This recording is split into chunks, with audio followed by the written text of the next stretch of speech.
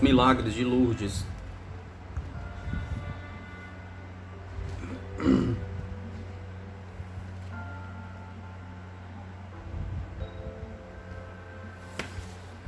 Existem alguns homens que, pela força da vontade, podem produzir fenômenos maravilhosos e curas, mas para poder realizá-los com perfeição é necessário que haja fé, amor e desejo ardente de ajudar os enfermos. E não é todo mundo que está qualificado para conseguir esse tipo de coisas. O doente também deve sempre manter a fé viva. Albert Legrand, 1193-1280. No celebre dia 4 de março, último da quinzena prodigiosa, após ter permanecido em êxtase durante muito tempo diante da aparição da Virgem, trata-se da 15ª e ainda haverá mais 3, Bernadette afasta da cruz, segurando a mão de um vizinho seu de nome Ganso Rothschild e da mesma idade que ela. O menino usava 2 nomes segundo o costume daquele tempo da região, de dar à mesma pessoa diversos sobrenomes, nomes e apelidos. O jovem camponês abre-lhe passagem em meio àquele imenso povoaréu. Súbito, Bernadette estaca e fixa um ponto na multidão. Seu olhar dirá a ela mais tarde, deteve-se num bonito capuz vermelho que trajava um adolescente de sua idade. Contudo, a pastora de Lourdes jamais confessara haver, sem dúvida, ficado menos impressionada pelo lindo chapeuzinho vermelho que, pela aparência física daquela que o vestia. Na verdade, a pobrezinha era vítima de um tumor que lhe toma o rosto e os olhos, e, segundo uma testemunha, a transformaram numa pessoa digna de pena. O que está olhando, afinal? Indaga Ganso. Ande logo, estou olhando aquela menina lá embaixo, replica Bernadette. Você gosta muito dela? Pergunta ingenuamente o pequeno vizinho de Bernadette. Gosto sim, ficaria feliz se pudesse tocar com as mãos e dar-lhe 2 beijos. Como um perfeito cavaleiro, o jovem Ganso apressa a satisfazer a vontade de Bernadette. Faz um sinal imperioso e grita: deixe esta toy, alcunha com que as pessoas de Lourdes designam os habitantes do vale de Bareges, passar. Encaminhei-me na direção dela, relata Bernadette. Apertamo-nos as mãos.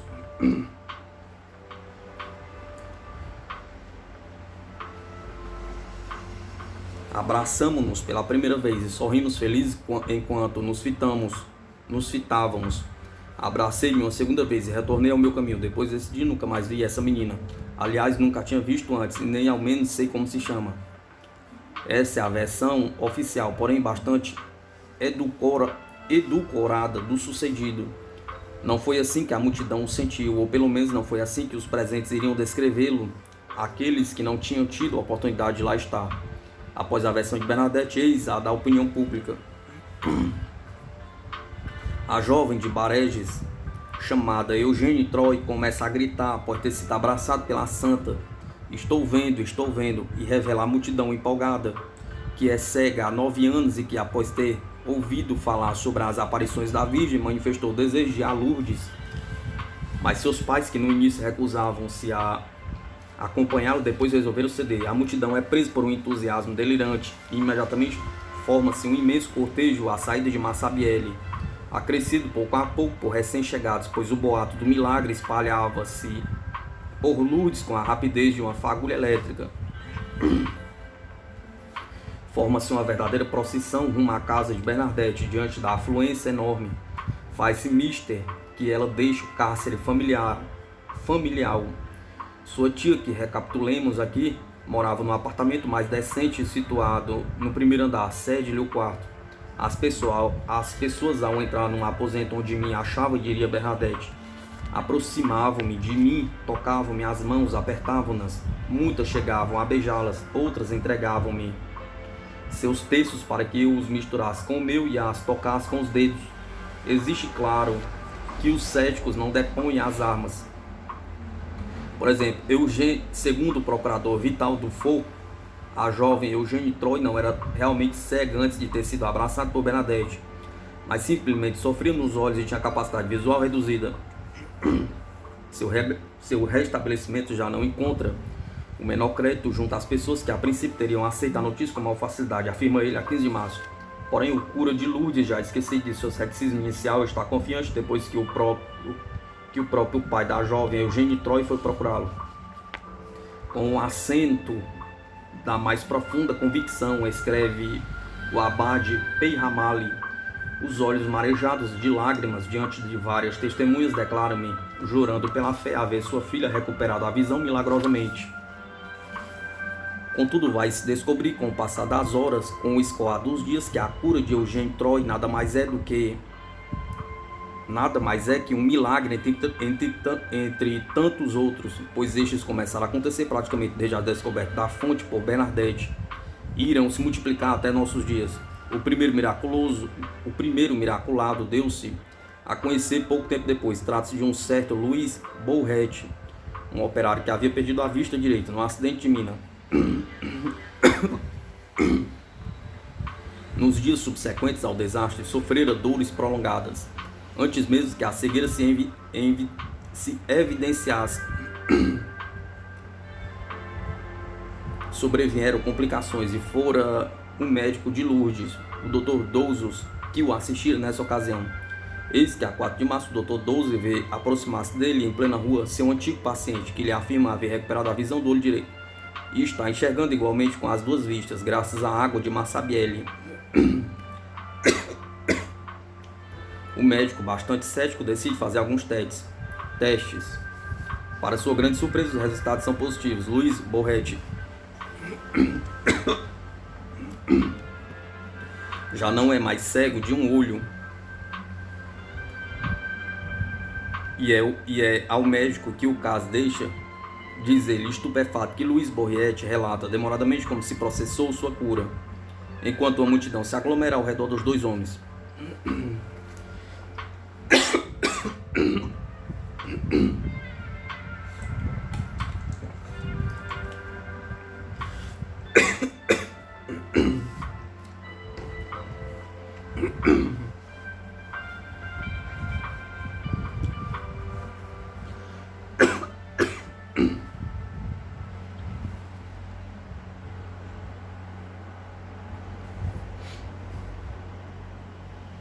O operário explica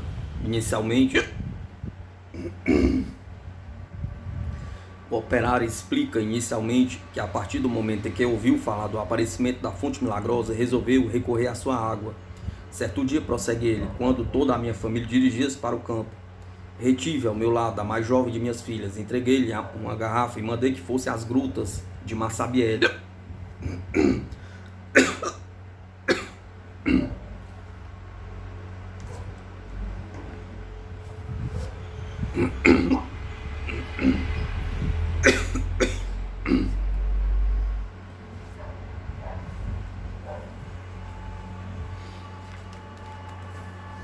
A fim de enchê-lo com água, ainda lamacenta, que jorrava da fonte descoberta por Bernadette.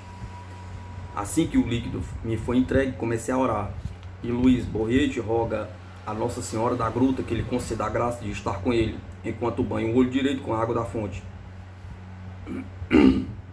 Ou melhor, com a água liquefeita, isto porque naquele momento estamos a 27 de fevereiro, a água ainda não jorra como fará a seguir. Após ter terminado as abluções, bem como minha prece, declara Bourret, com a voz emocionada, olhei com atenção ao meu redor,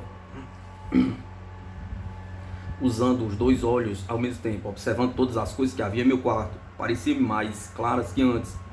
Então fechei o olho esquerdo para usar apenas o direito, que para minha surpresa tinha recuperado suas faculdades visuais. Tornei a lavá-los várias vezes num curto espaço de tempo, e a minha vista, graças a essas abluções, ficou como se encontra no presente momento, excelente. Enquanto os presentes exaltavam-se e gritam de admiração, o Dr. Douzos examina bem de perto o olho direito do mineiro e constata que a cicatriz da córnea, marca do antigo ferimento, ainda continua, e no entanto Bourret enxerga. Devo reconhecer com sinceridade, escreve mais tarde o médico de Lourdes, que a cura de Louis Bourret causou-me um profundo abalo emocional. Vi nesse primeiro fato a revelação da verdade, que ainda estava muito longe de suspeitar. Rapidamente não apareceram outros miraculados da gruta, os pais do pequenino Justin Bourhorst, Catherine Letapie, Blasset Soupene, Henri Bousquet, a viúva Rizan, todas elas pessoas do povo, mas também uma jovem da alta sociedade, Marie Morrel, cega, maravilhosa, e vários outros. Mas os doentes não limitavam sua fé à água da fonte, desejam ver a pastorinha e por ela serem curados. Selecionamos aqui uma série de historietas cuja autenticidade, embora incerta, nos envolve numa atmosfera quase bíblica. Cegos, paralíticos ou pobres de espírito estendem as mãos suplicantes na direção de Bernadette, como outrora nas estradas da Palestina faziam os infelizes ao verem passar o filho de Maria do carpinteiro. Eis, por exemplo, um velho carpinteiro de carros vindo da aldeiazinha de Ade. Tem a vista tão fraca que é preciso ser conduzido e guiado. Naquele dia, Bernadette passa as mãos diante dos olhos do ancião, e nos 3 subsequentes ele faz abluções com a água da fonte. E assim declara haver recuperado a capacidade visual de 20 anos antes. 20 anos atrás. De outra feita, é um habitante da aldeia de Saint-Pé que leva sua filha, um excepcional, beirando aos 14 anos, na presença de Bernadette, e pede-lhe para fazer alguma coisa pela infeliz. A pastorinha começa então a interrogar a adolescente, que regula com ela em idade. Não consegue obter resposta nem reações. Já curei uma outra de trêbons, diz a menina. Consegui fazê-la falar, mas você é uma preguiçosa, prefere ficar calada. Um dia, bem cedinho, leva ao quarto de Bernadette, que ainda nem se levantou, um velho soldado do primeiro império chamado Davezac Bilon, beirando aos 70 anos, praticamente não enxerga mais, vive em Les Poway, e daí veio uma peregrinação até Massabielle. Contudo, deseja, antes de mais nada, encontrar-se com a santa, e esta recebe-o, passa-lhe a mão sobre os olhos e diz: vá rezar na gruta e beba a água da fonte. Bernadette só se deslocará por um doente, o pequeno Jean-Marie Doucet, irmão de uma sua colega de classe, habitante da fazenda Piquet. Fará 5 visitas à fazenda no dia 10, 12, 13, 14 e 17 de março. No primeiro dia, vê, segundo suas próprias palavras, um menino doente sentado ao lado do fogão com a boca escancarada. O garoto, que deve ter 10 ou 12 anos, encontra-se nesse estado desde o Natal anterior. Portanto, não pode comer nem tomar os remédios receitados por diversos médicos que foram visitá-lo sem resultado. Fala pouco, apenas para declarar que só Deus e a Santíssima Virgem pode curá-lo. Deseja beber água da fonte e ver Bernadette. Foi por isso que ela cedeu aos pedidos da irmã do pequeno doente. Sua primeira visita é rápida, diz algumas banalidades e vai embora. O pequeno Jean-Marie Doucet, que mais tarde frequentará uma escola de belas artes e será um famoso pintor provincial, escreverá seu diário ainda criança sob o impacto desses acontecimentos extraordinários. Então Bernadette despediu-se de mim. Bem, preciso ir embora, comporte-se, hein? Relata ele a respeito da primeira visita de Bernadette e prometeu-me que voltaria. Em seguida, ela e minha irmã saíram para ir à escola. Quando se retiraram, fui compelido a dar 3 grandes bocejos e súbito minha boca se fecha. E cessaram todos os outros tormentos que me maltratavam. Peço logo algo para beber e comer. Satisfazem-me. Imaginem o assombro e a admiração de meus pais. Contudo, a melhora dura apenas 1 hora, pouco ou nada lhe adianta. Quando Bernadette volta a visitá-lo 2 dias mais tarde, ainda o encontra com a boca aberta, percebendo através de uma intuição psicológica instintiva e acurada que se trata mais de um sintoma psicológico do que da verdadeira doença. Repreende delicadamente o pequeno Jean-Marie. Esforça-se para fechar a boca e coma um pouco. Você não passe de um indolente, diz Bernadette. Imediatamente conta Jean-Marie. Minha boca se fechou. A 15 de março, o abade Peyramale, que se transformou praticamente no defensor incondicional da jovem paroquiana, envia uma carta longa ao bispo da província, Monsieur Lawrence, comunicando-lhe estas 2 curas surpreendentes e milagrosas, a de Eugène Troy e a de Jean-Marie Doucet. No caso de Eugène, limitou-se a receber o pai da jovem. Quanto a Jean-Marie, realizou uma verdadeira investigação. Foi pessoalmente ver o camponesinho, acompanhado por 2 de seus vigários. Está doente? Pergunta Jean-Marie. Estou. E o que lhe dói? Tudo, mas sobretudo o estômago. Soube que você tinha toda a confiança na gruta, é verdade? Sim. Você toma água da gruta? Tomo, ficarei bom quando Deus quiser. O paróquio observa que, embora o menino ainda não esteja radicalmente curado, já se nota nele considerável melhora. Como testemunha, uma capelinha decorada e construída pelo próprio Jean Marie e que o abade Pei Ramali julga muito bonita. Esse garoto, declara, concluindo, fala como e mostra-se bastante calmo, ao passo que antes ninguém conseguia contê-lo, nem fazer pronunciar uma palavra sequer, nem fazê-lo comer durante as 24 horas do dia.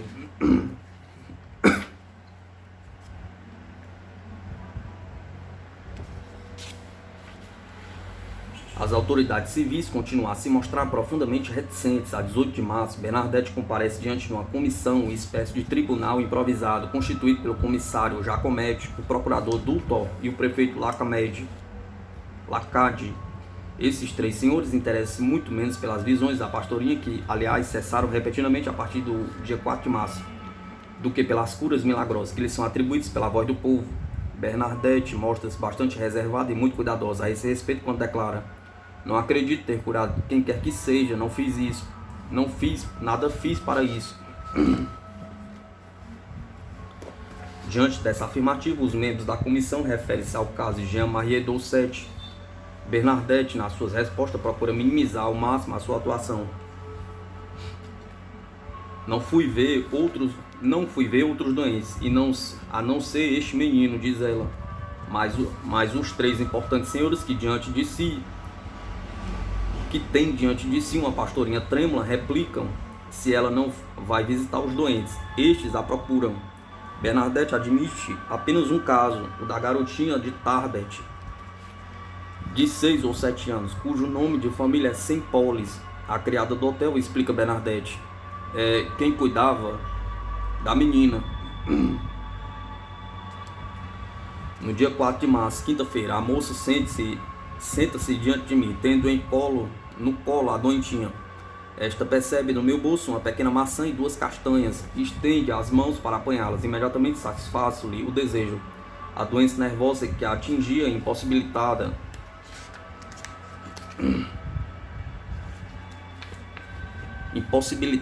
de segurar a maçã com as mãos. Logo a fruta cai ao chão e por 2 ou 3 vezes foi a empregada que a apanhou. A criança foi embora do mesmo jeito que havia chegado. Contudo, enquanto notáveis figuras oficiais procuram mobilizar suas forças contra a jovem pastora ignorante e visionária, o vento sopra a favor dos milagres, segundo a expressão do próprio comissário Jacometti. Vive-se não apenas no meio de aparições e curas milagrosas, como também de prodígios sobrenaturais de todas as espécies. Desde cedo, a vida miserável e monótona de Bernadette adquire beleza e enriquece com episódios maravilhosos como aquele que ocorreu quando ainda era menina. Tomava conta do rebanho de carneiros de sua ama de leite, mas contava apenas com um campo seco onde o capim era raro e um riacho deslizava em zigue-zague. Mas além estendia-se uma campina fértil e esplendorosamente verde. O proprietário deste maravilhoso prado do camponês bem sucedido e impiedoso, diz a pastorinha com o intuito de zombar dela: pobre criança, sua terra está bastante seca e seu rebanho morre de fome. Leve-o, se puder, para meu prado. Mas o homem cruel iria ser castigado porque, como aconteceu com o Mar Vermelho diante de Moisés, as águas do riacho refluem diante de Bernadette, que, pegando o camponês pela palavra, conduz suas ovelhas a carneiros para a rica pastagem. Quanto à gruta de Massabielle, tornou-se um local mágico e um lugar sagrado onde qualquer coisa pode acontecer.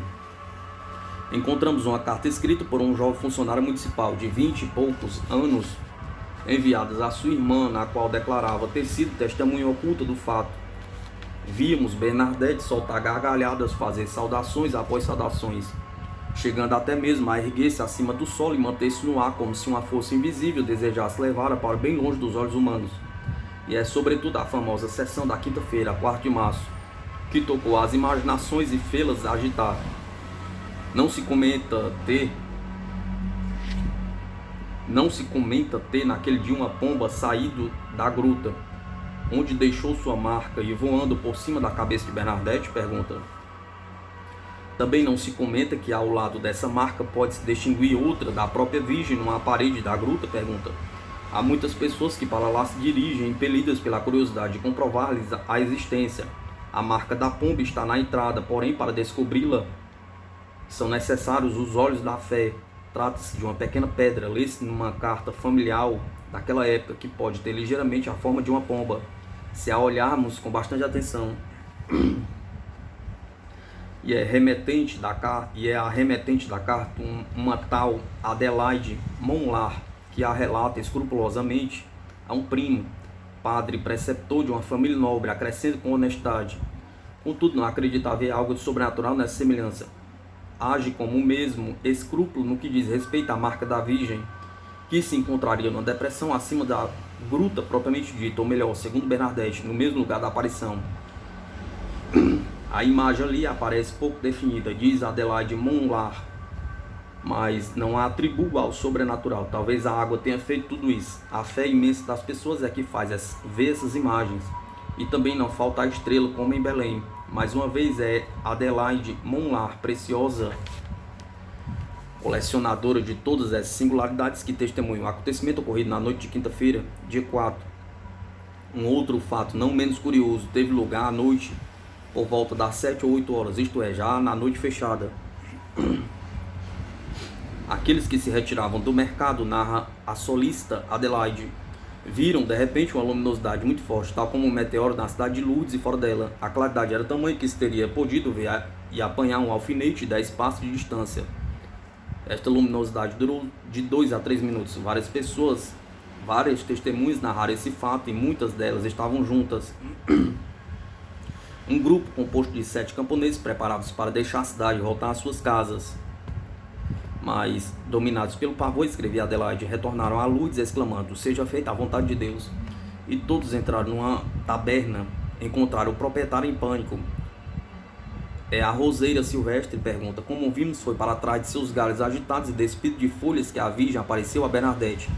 Logo poderíamos pensar que a planta se tornou sagrada. Num filme americano passado na década de 40, em que uma grande artista da época, Jennifer Jones, encarnava Bernadette de Lourdes, a floração precoce da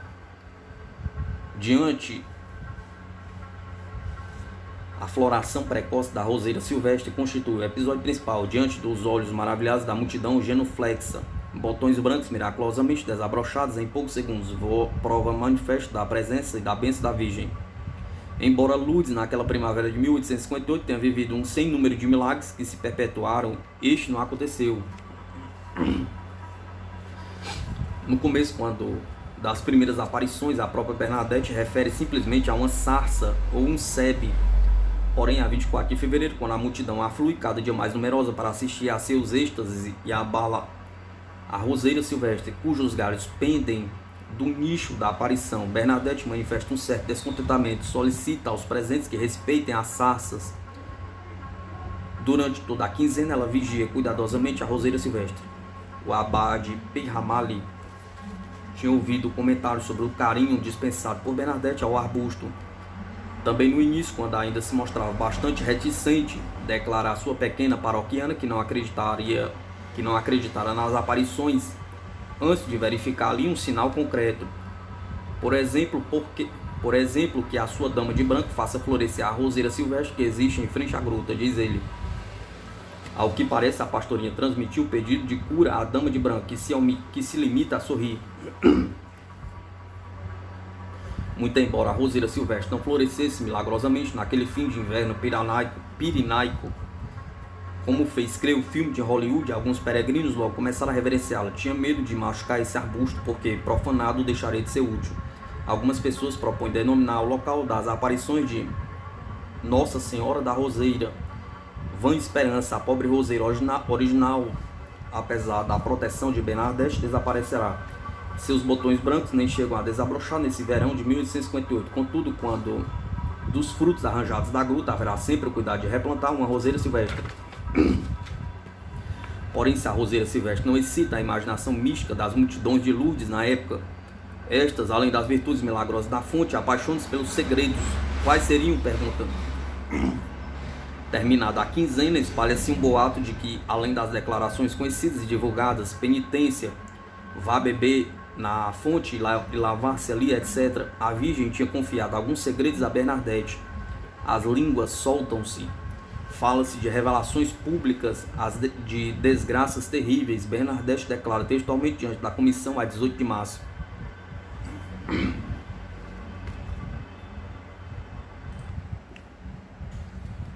Alguns dias antes da quinta-feira, 4 de março, aquilo revela-me 4 segredos. Um deles contei aos padres. Tratava-se do pedido que me fizera. Aquilo de mandar construir uma capela na gruta. Os outros 3, aquilo proíbe-me de revelá-los a quem quer que fosse. Entretanto, posso dizer, nada tem de terrível, e só dizem respeito a mim. Algumas testemunhas da época tiveram cuidado de anotar em patois a proibição divina feita a Bernadette por ela relatada. Proíbo-lo de contar isto a quem quer que seja. Coisa extraordinária, Bernadette manterá uma descrição total a esse respeito, até a morte. Contudo, nesse início de março de 1858, todos os habitantes de Lourdes e todos os forasteiros que para lá se dirigem como peregrinos desejam ardentemente conhecer tais segredos. Sobre o assunto, jornalistas céticos da época zombavam, irônicos. Não se consegue arrancar dela nenhuma palavra. Lia-se no jornal oficial do local, o Eri Imperiale. Se a procuramos na casa onde reside, sempre a encontramos rodeada por algumas pessoas da família que se apressam a evitar perguntas, afirmando: é inútil querer penetrar em seus segredos. Recebeu ordem do céu para ficar muda. Le Bagnerais escreve: este silêncio imperturbável desferiu o último golpe nas almas indecisas, e ninguém, pensamos, ousou duvidar nem da aparição da Santíssima Virgem, que não mais surgiu, nem da revelação de tão graves segredos que continuam sendo mistério para todo mundo. Porém, enquanto os redatores desses jornais e outros ironizam com elegância ou grosseria que a maioria dos peregrinos de Lourdes não tem cura porque são ignorantes, nota-se, ao contrário, haver a existência desses 3 segredos contribuído para reforçar a fé geral e a exaltação mística. Portanto, não é de admirar se, após uma certa diminuição de afluência provocada pelo mau tempo, chove a cântaros durante alguns dias depois da quinta-feira, 4 de março. O comparecimento à gruta, longe de diminuir, aumenta. As pessoas visitam-na com a intenção de orar, fazer abluções, apanhar água. Ao mesmo tempo, manifestam de modo concreto o seu ardor religioso. Velas acesas por mãos piedosas queimam dia e noite. Amontoam-se os ex-votos, moedas juncam ao solo, há flores e logo estatuetas da Virgem. O que mais preocupa as autoridades é o dinheiro. Policiais e guardas passam um tempo inacreditável recolhendo diariamente essas deploráveis moedas, contabilizando-as, interrogando as testemunhas. O Eri Imperiale, órgão de imprensa da prefeitura, ressalta de modo grosseiro: milhares de peregrinos, leis no artigo dedicado a esse assunto, vêm visitar a gruta, enchem garrafas e até tonéis com água da fonte supostamente sagrada. Ali acendem velas e depositam oferendas pecuniárias. De tudo isso, o comércio da cidade e seu escritório de beneficência podem, felizmente, auferir lucros. Os negociantes e os hoteleiros de Lourdes cumprimentam-se galhardamente pela receita proporcionada por esses peregrinos. Mas se as autoridades riem em amarelo, pois finalmente Paris começa a inquietar-se. É o que se passa em Lourdes. E o que se passa em Lourdes desagrada ao governo, sobretudo a Gustave Roland, ministro da Instrução Pública e dos Cultos. Ainda não chegara o tempo da separação entre a Igreja e o Estado, nem da instrução leiga. A 9 de março ele remete um recado bastante seco ao prefeito dos Altos Pirineus. Afirmaram-me, escreve Gustave Roland, que deslocaram-se populações para ir ouvir ou admirar uma pessoa que se diz em relações estáticas com a Santíssima Virgem. Ignoro o que há de veredito nesses boatos bastante estranhos, mas peço-lhe para me enviar de imediato e de forma o mais possível precisa alguma notícia. É importante que os senhores prefeitos mantenham o ministro dos cultos exatamente informado sobre todos os acontecimentos religiosos de interesse deste órgão que atraiam a atenção pública. No dia seguinte, o próprio ministro da Justiça envia uma carta bastante seca ao Procurador-Geral de Pau, deplorando o fato de as autoridades não intervirem mais cedo e solicitando sejam tomadas algumas medidas a fim de impedir essa emoção de tomar vulto e propagar-se.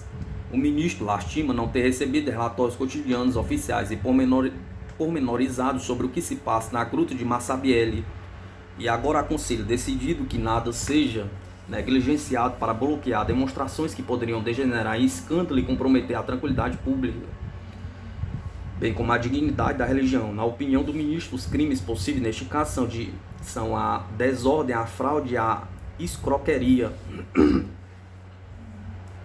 O prefeito Mas tranquiliza os ministros na volta do correio. No momento presente, escreve ele com data de 12 de março, já não há motivos para temer, e aqueles que puseram fé nas palavras da jovem reconhecem que fora vítima de suas alucinações. De uma forma ou de outra, algumas repercussões destas reações, destas manobras, chegaram ao amago da opinião pública, e esta que acredita com ardor em Bernadette, na fonte, na aparição da Virgem, nas curas milagrosas, na marca deixada pela pomba, só podem desejar a punição dos impiedosos incrédulos. Além do mais, comenta-se, segundo a própria Bernadette, a dama de branco ficaria muito irritada diante da incredulidade de tanta gente. Portanto, ninguém se admira ao ouvir dizer que certa noite o procurador Dutton despertou sobressaltado com relâmpagos a sulcar seu quarto, acompanhados por terríveis clarões de raio. Além disto, 2 velas acesas estavam suspensas no ar, no meio do aposento. Apavorado, o magistrado levantou-se e foge. Agora ele acredita, comenta-se, não são apenas as pessoas importantes as únicas vítimas da cólera celeste. Os incrédulos pertencentes ao povo também são castigados. Assim, conta-se a história de um camponês do vale de Campan, que havia zombado de Bernadette. Então todos os seus pecados transformaram-se em serpentes que devoraram totalmente o infeliz, sem deixar-lhe nem a pele nem os ossos. Quanto ao taberneiro Laborde, banca o forte, tanto melhor que os imbecis acreditem nessas besteiras. Eu virei fazer café aqui, diz ele em plena gruta, a fim de escandalizar o público presente. À noite deita-se e adormece, mas aí sente 3 golpes nos rins, ao mesmo tempo que alguém o sacode pelos ombros e adverte-o. E agora, você vai acreditar? Pergunta a aparição. Desperta, está com a cabeça voltada para os pés da cama e as pernas erguidas, eretas para o ar. Tenta chamar sua mulher, que ainda não se havia recolhido, mas não consegue pronunciar uma palavra sequer. Finalmente, tendo recuperado o controle de si mesmo e adotado uma postura normal, pôde abrir-se com ela. Está aconselhada a pedir perdão. Esta aconselha-o a pedir perdão a Bernadette. Em seguida, a vez de um soldado que se encontra na gruta e zomba da assistência. Quer caminhar, mas não consegue. Está com medo, amigo? Pergunta-lhe um outro soldado a seu lado. Não estou com medo, mas não consigo andar. Reflete a respeito dessa estranha paralisia que acaba de tomar conta dele, declara a seguir. Antes eu acreditava na existência de Deus, mas agora acredito duplamente. Confuso e envergonhado, liberado de sua imobilidade após esta meia-culpa pública, ele foge. Noutra ocasião, acontece com um alfaiate que foi levado à gruta pela curiosidade, não pela fé. Após um momento, declara aos amigos que o acompanhavam: ora, isto é uma grande tolice, retiremo-nos, vamos embora. Começa a caminhar, segurando na mão o boné, mas ao passar perto do rochedo, os galhos pendentes da roseira silvestre fecham-se como seres vivos, agarram o boné e o destroem. Ora, tratava-se de um boné novo, da qual nada mais resta além da aba. Nas mãos do alfaiate apavorado, os próprios representantes das forças da ordem sofrem provas desse tipo. Certo dia, quando um guarda, segundo tenente da cavalaria de Saint-Pé, estava a serviço em Massabielle e refletia sobre os acontecimentos, tão inclinado a crer quanto a descrer, diz a si mesmo: se não vir uma prova, não acreditarei em nada. Imediatamente eis que alguma coisa se desprende do alto da gruta e cai nas mãos. O guarda olha, eram 2 medalhas e um relicário em couro. Portanto, os espíritos estão preparados para o acontecimento mais importante que ainda está para acontecer e que 3 semanas após a quinzena prodigiosa irá dar a 25 de março uma nova dimensão às aparições de Lourdes. Aquilo, a dama de branco vai dizer finalmente seu nome é Bernadette.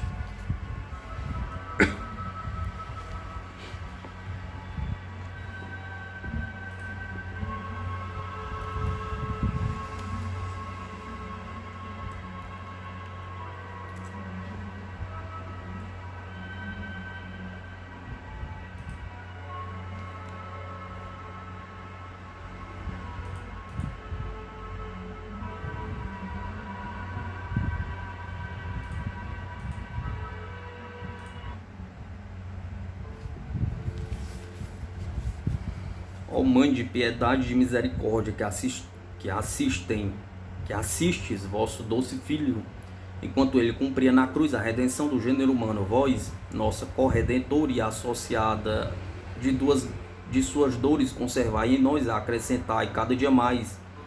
Vós suplicamos os preciosos frutos da redenção e da vossa compaixão. Pio XII em Lourdes, 25 de abril de 1935. A gruta de Massabielle, já agora transformada numa espécie de altar rústico com velas, imagens piedosas e flores, está literalmente assediada, segundo as palavras do comissário Jacomete, pelas pessoas saudáveis que até ali vão, a fim de apanhar a água para levar lá alguém, e pelos doentes de todas as idades e sexos que são levados e friccionados nos pontos afetados. A afluência faz muitos peregrinos permanecerem no local até altas horas, bem depois de cair a tarde. Do cair da tarde.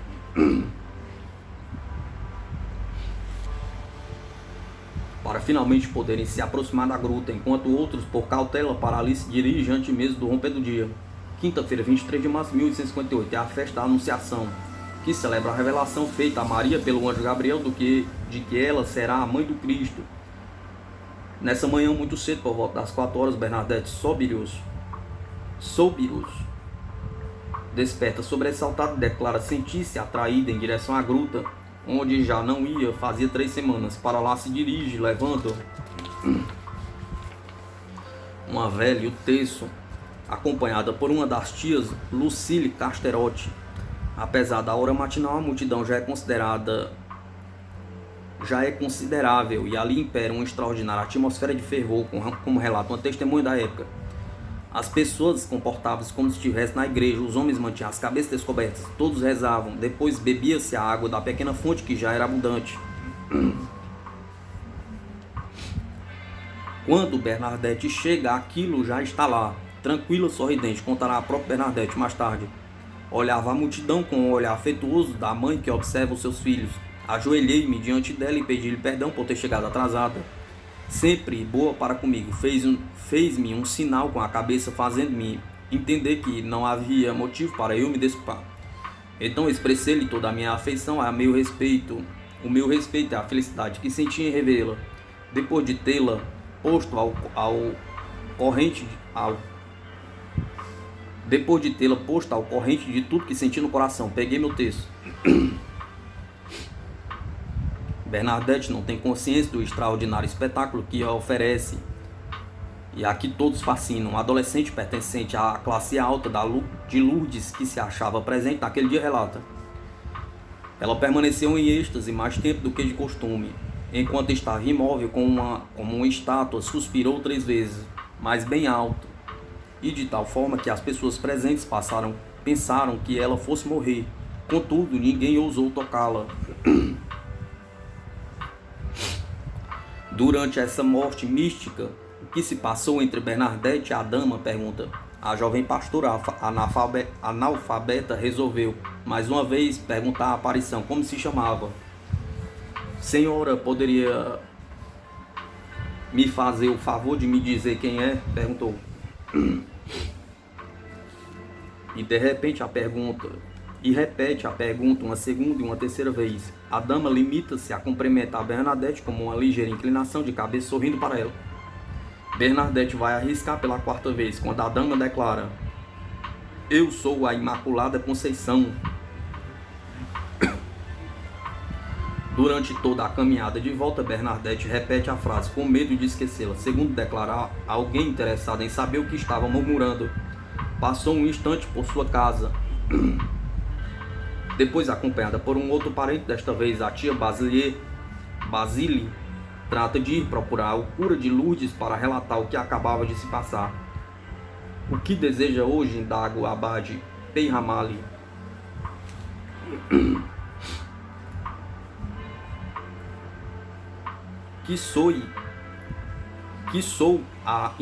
Eu sou a Imaculada Conceição, repete Bernadette sem dar bom dia ao padre nem responder à sua pergunta. O que está dizendo, menina orgulhosa? Pergunta. Foi a dama quem acabou de me dizer estas palavras. Até que enfim exclama o abade Peyramale, sentindo-se aliviado. Sabe o que significa isso? Perguntou. Não, senhor cura. Como pode dizer coisas que não entende? Perguntou. Mas Bernadette não compreende, talvez com exatidão, o que fala. O público fiel entende perfeitamente. A dama de branco de Massabielle é a Virgem Maria, a mãe de Cristo. Mas a coisa já se tornou oficial. De repente, o caso que as autoridades julgavam estar em vias de extinção assume dimensões inacreditáveis. A paixão mística das multidões se inflama ainda mais. Diante disso, o prefeito vê apenas uma solução para acabar com estes excessos religiosos. Manda colocar ou internar Bernadette no hospício de Lourdes. Contudo, o prefeito local põe fim a essas intenções que lhe parecem perigosas. Mandar internar esta jovem no hospício de Tarbes talvez seja um erro. Acredito que tal medida irritará a população que já leva sua crença bem longe. Não se deve recorrer a isso, a meu ver, a menos que haja desordens ou a tranquilidade pública corra perigo. De qualquer forma, fica estabelecido que Bernadette se submeterá a um exame médico. Este tem lugar a 27 de março. Muitos fiéis incondicionais da vidente, é assim que se referem a ela, consideram essa atitude uma afronta imperdoável e vão lhe dar-lhe seu apoio. Um deles conta: ontem à noite conversamos por muito tempo com essa menina, que tudo nos relatou, até mesmo a entrevista mantida com os médicos. Ria muito dizendo que queriam fazê-la acreditar que estava doente, mas que não estava de forma alguma. Perguntei-lhe se sentia medo de todos aqueles senhores. Respondeu-me que não temia ninguém, nem os médicos, nem o procurador e nem o prefeito, ninguém. Se quisessem colocá-lo na prisão, poderia fazê-lo. Para ela dava no mesmo. Os dias passam, embora Bernadette abstenha-se de retornar à gruta, a afluência dos peregrinos continua imensa e as curas milagrosas multiplicam-se diariamente. E então subitamente ocorre uma nova onda de entusiasmo na quarta-feira, 7 de abril, pela manhã. Antes do nascer do sol, há milhares de fiéis na gruta, segundo as autoridades policiais, fazendo um total para mais de 9.000 pessoas. Isto porque se ouviu dizer que Bernadette tinha se sentido chamada para retornar mais uma vez à gruta. Será a 17ª aparição, famosa devido ao milagre da vela. Vejamos o que se passou.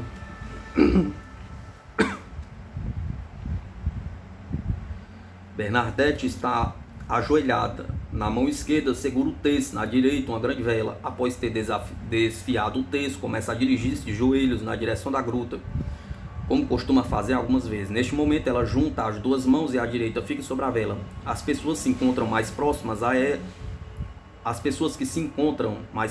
ela veem então as chamas passarem por entre os dedos das jovens, que não demonstra estar sentindo absolutamente nada. Meu Deus, ela se queima, exclamam. Mas o Dr. Duzos está presente após o caso Bourriet. Ele passou a se interessar profundamente por Bernadette, pela gruta e pelos milagres. Deixem-na, ordena aqueles que se preparavam para arrancar a vela das mãos da jovem. E durante longos minutos Bernadette permanece assim, o rosto estático, erguido para o nicho da aparição e a chama da vela atravessando seus dedos. Deixa cair a vela e volta a si. Então o Dr. Duzos segura a mão da pastora, retira as marcas de fuligem negras e observa que sob elas a pele permanece intacta e sem queimaduras. Não há nada. Brada em patois.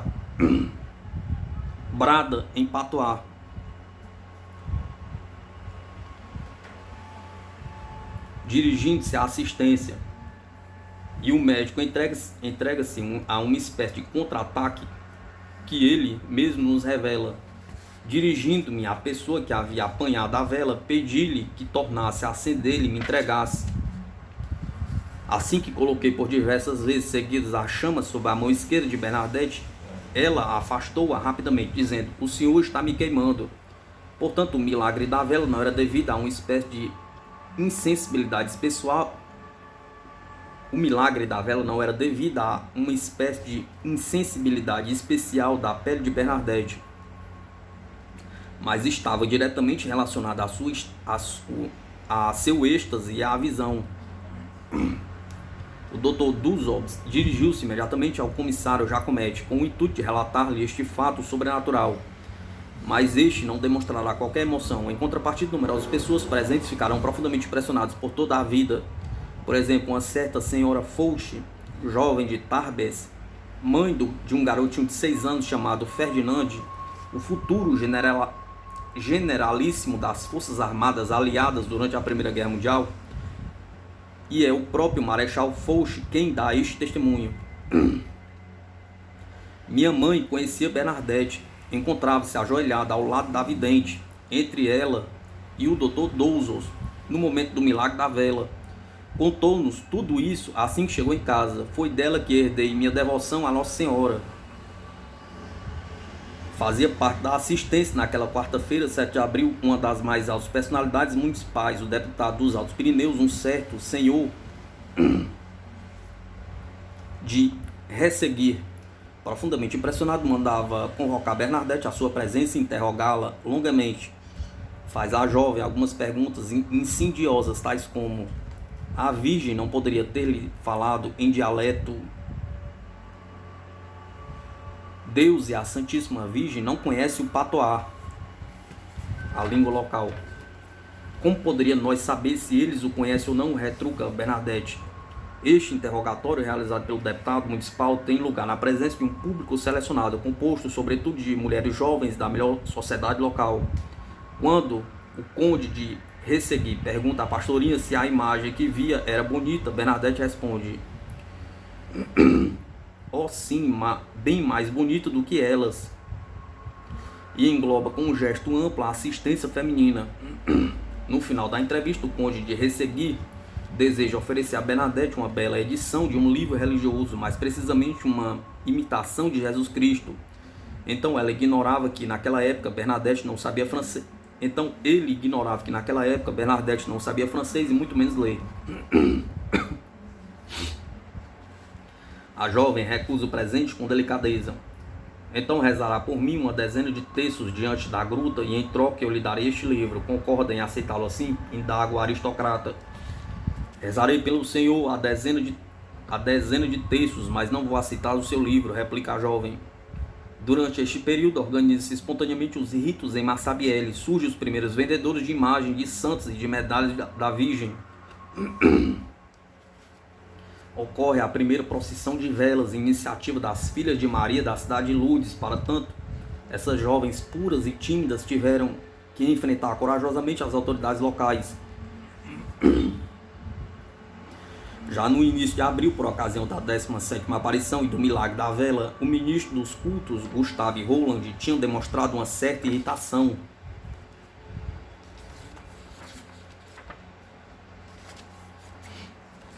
"A meu ver", escreve ele ao prefeito municipal, "devemos pôr um ponto final em atos que acabariam por comprometer os verdadeiros interesses do catolicismo e debilitar os sentimentos religiosos das populações."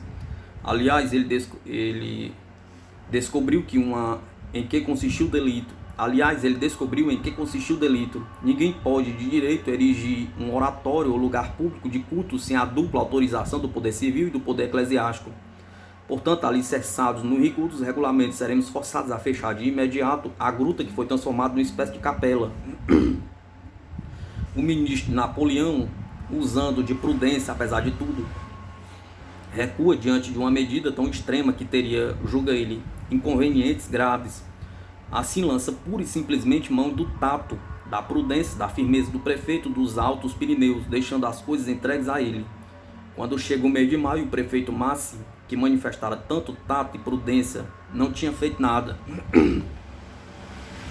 As autoridades governamentais parisienses começam a se preocupar seriamente. O ministro da Justiça, de Royer, escreve uma carta decidida ao ministro da Instrução Pública e dos Cultos, a fim de convencê-lo da necessidade de uma intervenção enérgica para colocar um ponto final nas irregularidades que fogem à ação da justiça e nas superstições que, não tendo sido controladas desde o início, são neste momento motivos de perturbação e de escândalo para todo o país.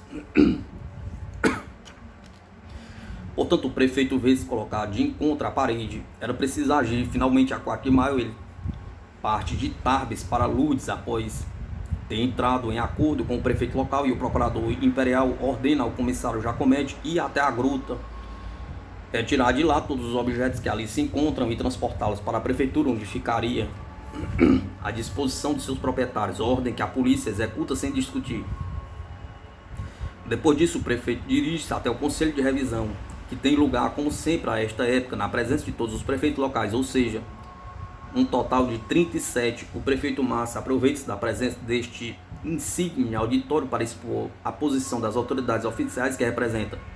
Expõe-lhes todo o ridículo das cenas que se passaram em Massabielle e a falta de consideração que elas, por sua própria natureza, fariam incidir sobre a religião.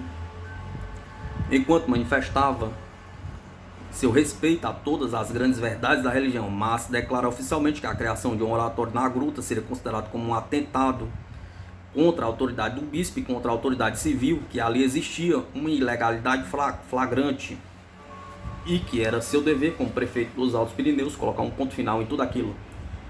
Antes de partir de Lourdes, Massi dá ordens ao comissário Jacomete para mandar proclamar publicamente que qualquer pessoa que se dissesse visionária seria imediatamente presa e levada para o hospício de Tarbes, para ali ser submetida a tratamento na condição de doente mental e às expensas do município.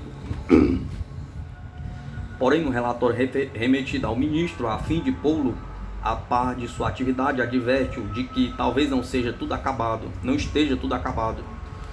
e acusa nominalmente uma parte dos membros do clero de Lourdes e, por outro lado, os hoteleiros, os proprietários de restaurantes, os diversos negociantes da localidade, por desejarem manter a população na sua crença supersticiosa, se bem que por motivos diferentes.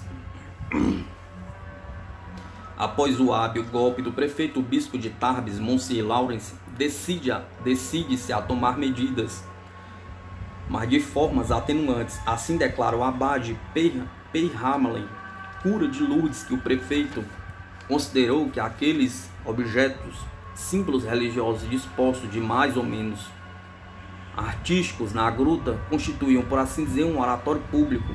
Declara: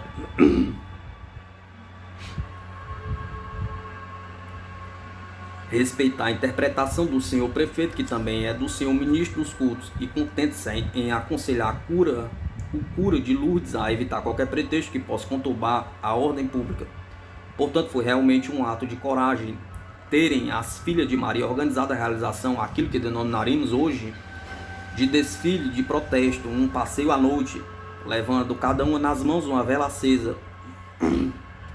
Comenta-se em Lourdes que 8 dentre as 9 marianas participantes desta procissão viram a Virgem. Esta lhe teria dito: privaram-me da luz desta gruta, porém terei outra maior.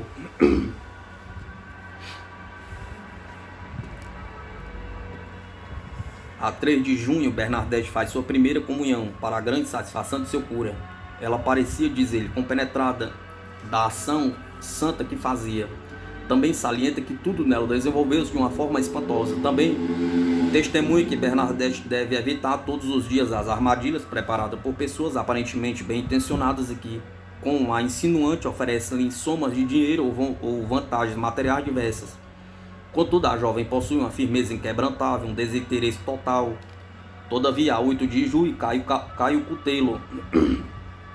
O prefeito de Lourdes manda publicar o seguinte decreto: o prefeito, considerando o que é necessário no interesse da religião, pôr um ponto final nas cenas desagradáveis que se passam na gruta de Massabielle, que um grande número de seus administradores e de forasteiros vem buscar a água da fonte na citada gruta, que existem sérias razões que levam a acreditar que essa água contém princípios minerais, que é prudente, antes de autorizar o seu uso, aguardar que uma análise científica esclareça as aplicações que poderiam ser feitas pela medicina, que aliás a lei proíbe a exploração das fontes das águas minerais sem prévia autorização do governo, decreta.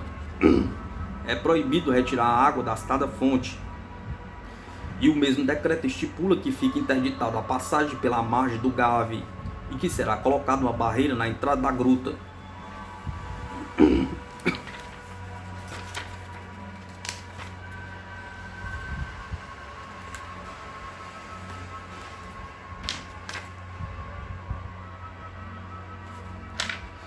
Bernadette voltará uma 18ª e última vez a Massabielle. Isto acontecerá a 16 de junho, devido à interdição oficial. Ela para ali se dirige à noite e contenta-se em permanecer na margem oposta. Sua tia Lucília acompanha. A jovem ajoelha-se e estende as mãos na direção da gruta, situada no outro lado do Gave, e novamente a Virgem lhe aparece. Jamais o vi tão linda, relataria mais tarde a pastora. Objetam-lhe se a distância em que se encontrava e a barreira das tábuas não havia impedido de enxergar com tanta precisão. Tive a impressão de que não havia entre a dama e eu uma distância maior do que as outras vezes. Tudo o que eu via era ela, responde Bernadette. Pouco depois, Monsieur Lawrence, abandonando finalmente a sua reserva, publica um comunicado reticente, no qual reprova com vigor todos aqueles que se recusam a crer no sobrenatural e anunciar a criação de uma comissão de investigação. E eis que a 5 de outubro o guarda campestre faz ribombar triunfalmente seu tambor pelas ruas de Lourdes. A multidão aglomera-se ao seu redor. O bravo funcionário municipal proclama com seu áspero sotaque pirinaico: habitantes de Lourdes, a todos que aguardam com impaciência o momento em que a entrada da gruta fosse liberada. Este momento chegou, cumprimento-os pelo espírito de calma e moderação que não deixou de animá-los diante das medidas repreensivas que foram tomadas, a fim de assegurar a tranquilidade pública. Espero que continuem a manter esse mesmo espírito. Procurarei velar